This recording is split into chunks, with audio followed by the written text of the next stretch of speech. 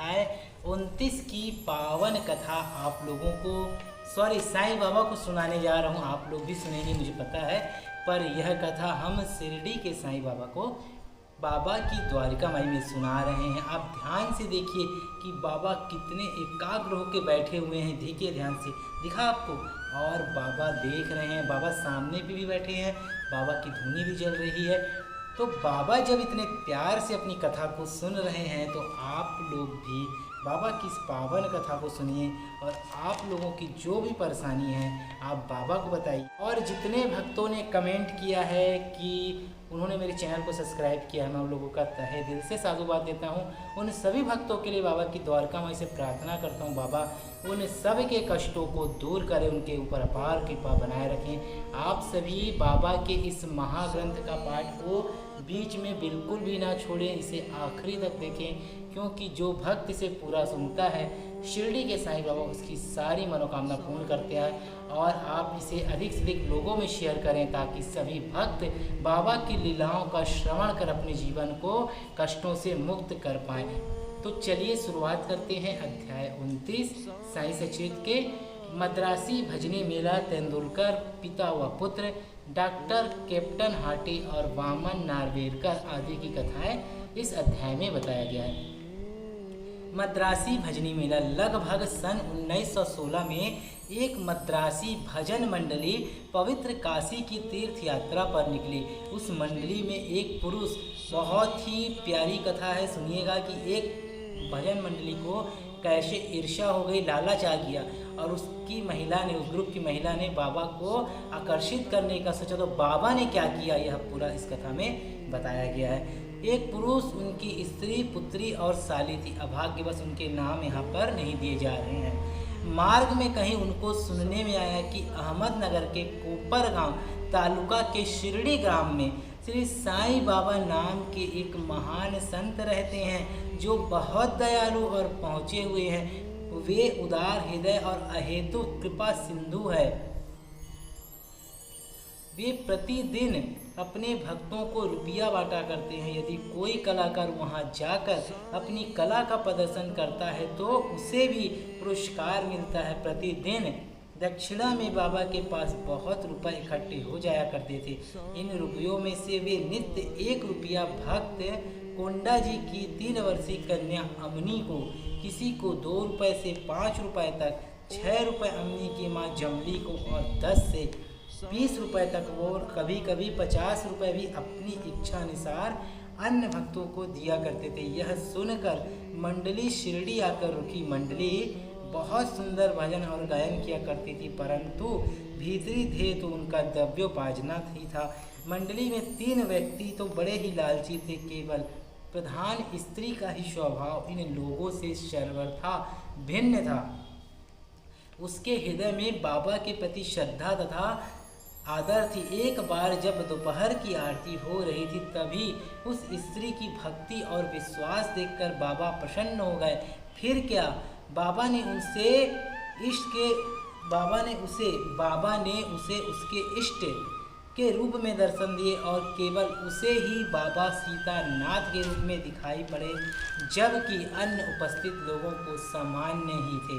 अपने प्रिय इष्ट का दर्शन पाकर वे द्रवित हो गई तथा उसका कंठ रूंध गया और आंखों से आंसुओं की धारा बहने लगी तथा भी प्रेमरत हो ताली बजाने लगी। उसका इस प्रकार आनंदित देख लोगों को कौतूहल तो होने लगा, परंतु कारण का किसी को भी पता नहीं था। दोपहर के पश्चात उसने वह भेद अपने पति से प्रकट किया। बाबा के श्री राम स्वरूप में उसे कैसे दर्शन हुए इत्यादि उसने सब बताया। पति ने सोचा कि मेरी स्त्री बहुत भोली और भावुक है, अतः इसे राम का दर्शन होना एक मानसिक विकार के अतिरिक्त कुछ नहीं है। उसने ऐसा कहकर उसकी उपेक्षा कर दी कि कहीं यह भी संभव हो सकता है कि केवल तुम्हें ही बाबा राम के रूप में दिखे और अन्य लोगों को सदैव की भांति ही। स्त्री ने कोई प्रतिवाद ना किया, क्योंकि उसे राम के दर्शन जिस समय हुए थे वो वैसे ही अभी भी हो रहे थे। उसका मन शांत और स्थिर और संतृप्त हो चुका था।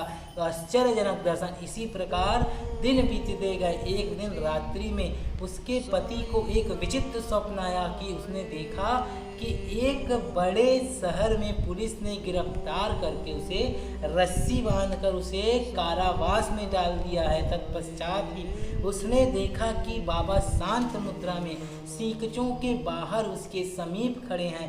उन्हें अपने समीप खड़े देखकर वह गिड़गिड़ा कर कहने लगा कि आपकी कीर्ति सुनकर ही मैं आपके श्री चरणों में आया हूँ। फिर आपके इतने निकट होते हुए भी मेरा ऊपर यह विपदा क्यों आई? तब वे बोले, तुम्हें अपने बुरे कर्मों का फल अवश्य ही भोगना चाहिए। वह पुनः बोला कि इस जीवन में मुझे अपने ऐसे कर्म की स्मृति नहीं है जिसके कारण मुझे ये दुर्दिन देखने को मिले। बाबा ने कहा, यदि इस जन्म में नहीं तो गत जन्म में अवश्य कोई बुरा कर्म किया होगा। तब वह कहने लगा कि मुझे तो अपने गत जन्म की भी कोई स्मृति नहीं है, परंतु यदि एक बार भी मान लूं कि कोई बुरा कर्म हो गया तो आपके यहाँ होते हुए भी उसे भस्म हो जाना चाहिए, जिस प्रकार सूखी घास अग्नि द्वारा शीघ्र भस्म हो जाती है। बाबा ने पूछा, क्या तुम्हारा सचमुच ऐसा ही दृढ़ विश्वास है?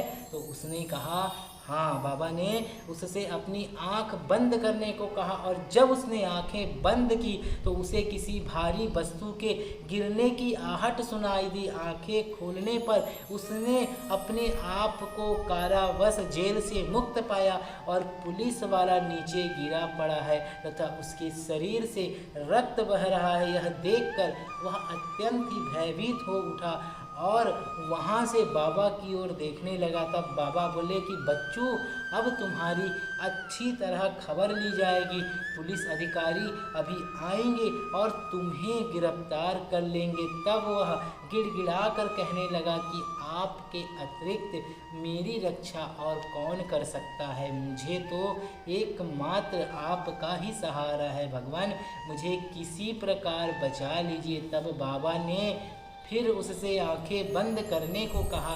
आंखें खोलने पर उसने देखा कि वह पूर्णतः मुक्त होकर संकचों के बाहर खड़ा है और बाबा भी उसके समीप ही खड़े हैं। तब वह बाबा के श्री चरणों पर गिर पड़ा। बाबा ने पूछा कि मुझे बताओ, तुम्हारे इस नमस्कार और पिछले नमस्कारों में किस प्रकार की भिन्नता है या नहीं? उसका उत्तर अच्छी तरह सोच समझ कर दो।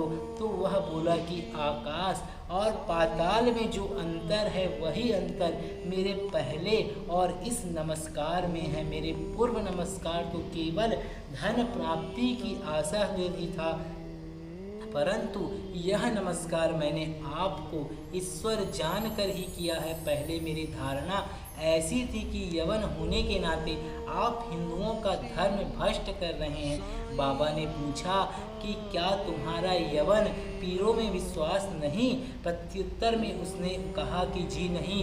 तब वे फिर पूछने लगे कि क्या तुम्हारे घर में एक पंजा नहीं? तब वे फिर पूछने लगे कि क्या तुम्हारे घर में एक पंजा नहीं? क्या तुम ताबूत की पूजा करते हो? तुम्हारे घर में अभी भी एक काज बीबी नामक देवी है जिसके सामने तुम विवाह तथा अन्य धार्मिक अवसरों पर कृपा की भी मांगा करते हो। अंत में जब उसने स्वीकार कर लिया तो बाबा बोले कि इससे अधिक अब तुम्हें क्या प्रमाण चाहिए? तब उनके मन में अपने गुरु श्री रामदास के दर्शन की इच्छा हुई। बाबा ने ज्यों ही उसे पीछे घूमने को कहा तो उसने देखा कि श्री रामदास स्वामी उसके सामने खड़े हैं और जैसे ही वह उनके चरणों पर गिरने को तत्पर हुए वे तुरंत ही अदृश्य हो गए। तब बाबा ने कहा कि आप तो, तब वह बाबा से कहने लगा कि आप तो वृद्ध प्रतीत होते हो, क्या आपको अपनी आयु विदित है? बाबा ने पूछा, तुम क्या कहते हो कि मैं बूढ़ा हूँ? थोड़ी देर मेरे साथ दौड़ कर तो देखो। ऐसा कहकर बाबा दौड़ने लगे और वह भी उनके पीछे पीछे दौड़ने लगा। दौड़ने से पैरों द्वारा जो धूल उड़ी उसमें बाबा लुप्त हो गए और तभी उसकी नींद खुल गई। जागृत होते ही वह गंभीरतापूर्वक इस स्वप्न पर विचार करने लगा। उसकी मानसिक प्रवृत्ति पूर्ण परिवर्तन हो गया और अब उसे बाबा की महानता विदित हो चुकी थी। उसकी लोभी तथा सांसारिक प्रवृत्ति लुप्त हो गई थी और हृदय में बाबा के चरणों के प्रति सच्ची भक्ति उमड़ पड़ी। वह तो एक स्वप्न मात्र ही था, परंतु उसमें जो प्रश्नोत्तर थे वे अधिक महत्वपूर्ण थे। तब दूसरे दिन जब सब लोग मस्जिद में आरती के निमित्त एकत्रित हुए, तब बाबा ने उसे प्रसाद में लगभग 2 रुपए की मिठाई और 2 रुपए नगद अपने पास से देकर आशीर्वाद दिया। उसे कुछ दिन और रोककर उन्होंने आशीष देते हुए कहा कि अल्लाह तुम्हें बहुत देगा और अब सब कुछ अच्छा ही करेगा।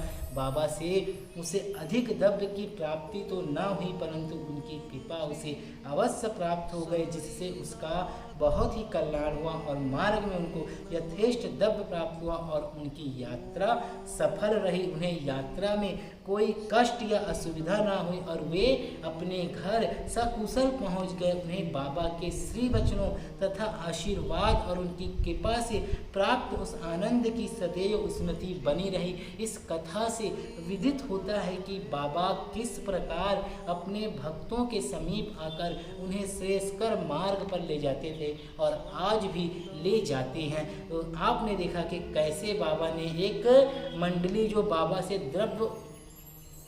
द्रव्य प्राप्ति के उद्देश्य से बाबा के पास आई थी, तो बाबा ने उसे कैसे स्वप्न के द्वारा उसे सदगति सही राह दिखाया और अपना भक्त बनाया। तो ऐसे थे शिरडी के साईं, जिसकी कथा पतित और पावन है।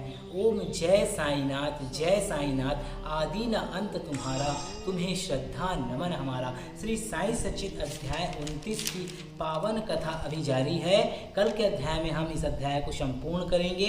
आगे की कथा है तेंदुलकर कुटुंब, कैप्टन हाटे और पवित्र रुपया। अगर आप सभी साईं जीवन माला के प्रिय दर्शक हैं तो सब्सक्राइब कर लीजिए, बेल आइकन को ऑन कर दीजिए और अधिक से अधिक लोगों में बाबा के इस कथा का प्रसार कीजिए ताकि आप भी पुण्य के भागी बन सके। और आप सभी मुझे मेरे चैनल राम गुप्ता लव पे सब्सक्राइब कीजिए और अधिक से अधिक लोगों में शेयर कीजिए ताकि मैं आप लोगों के लिए बाबा के समक्ष प्रार्थना कर सकूं। कहते हैं ना, भगवान से कुछ भी चीज़ बिना दक्षिणा दिए नहीं कराना चाहिए। तो मैं आप लोगों से दक्षिणा के रूप में सिर्फ इतना ही मांगता हूँ कि आप मेरे चैनल साईं जीवन वाला को सब्सक्राइब कीजिए। मैं आप लोगों के लिए बाबा से प्रार्थना करूँगा। निस्वार्थ भाव से बने रहें साईं जीवन वाला के साथ। तब तक जय श्री राम। आपके दिल को छुआ हो और इस वीडियो ने आपके दिल में थोड़ी भी जगह बनाई हो तो आप हमारे YouTube चैनल साईं जीवन वालों को सब्सक्राइब जरूर करें और बेल आइकन को ऑन करना ना भूलें। तो आप सभी बने रहें साईं जीवन वाला के साथ। तब तक के लिए जय साईनाथ।